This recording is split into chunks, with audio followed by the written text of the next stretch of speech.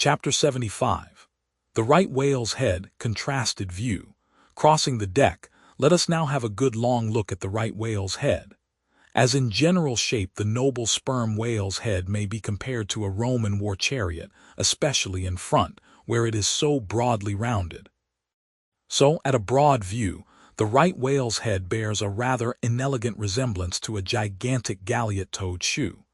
200 years ago, an old Dutch voyager likened its shape to that of a shoemaker, last. And in this same last or shoe, that old woman of the nursery tale, with the swarming brood, might very comfortably be lodged, she and all her progeny. But as you come nearer to this great head, it begins to assume different aspects, according to your point of view. If you stand on its summit and look at these two F-shaped spout holes, you would take the whole head for an enormous bass viol, and these spiracles, the apertures in its sounding board. Then again, if you fix your eye upon this strange, crested, comb-like incrustation on the top of the mass, this green, barnacled thing, which the Greenlanders call the crown, and the southern fishers the bonnet of the right whale. Fixing your eyes solely on this, you would take the head for the trunk of some huge oak, with a bird's nest in its crotch. At any rate, when you watch those live crabs that nestle here on this bonnet, such an idea will be almost sure to occur to you. Unless, indeed, your fancy has been fixed by the technical term, crown, also bestowed upon it, in which case you will take great interest in thinking how this mighty monster is actually a diademed king of the sea, whose green crown has been put together for him in this marvelous manner. But if this whale be a king, he is a very sulky-looking fellow to grace a diadem. Look at that hanging lower lip. What a huge sulk and pout is there. A sulk and pout, by carpenter's measurement, about 20 feet long and 5 feet deep.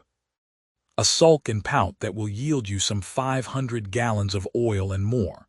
A great pity, now, that this unfortunate whale should be hare-lipped. The fissure is about a foot across.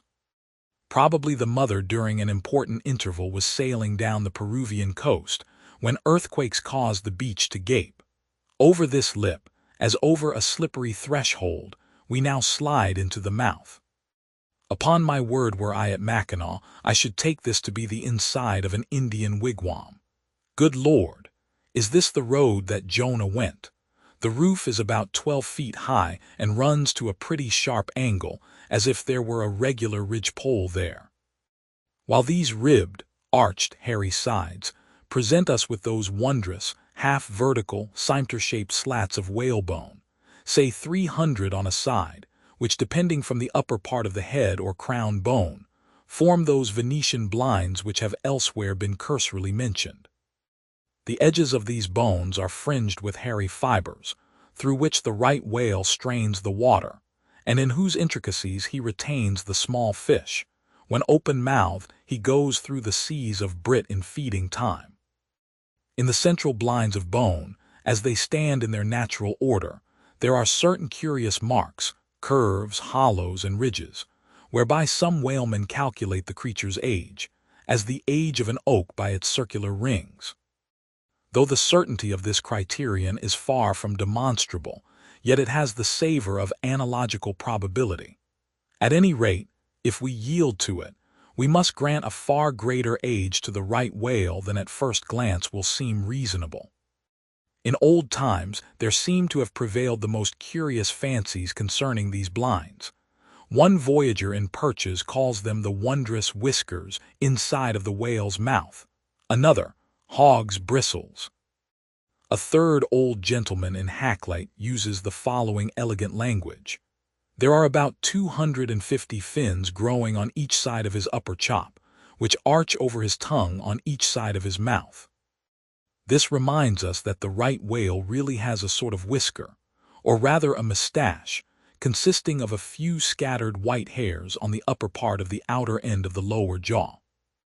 Sometimes these tufts impart a rather brigandish expression to his otherwise solemn countenance.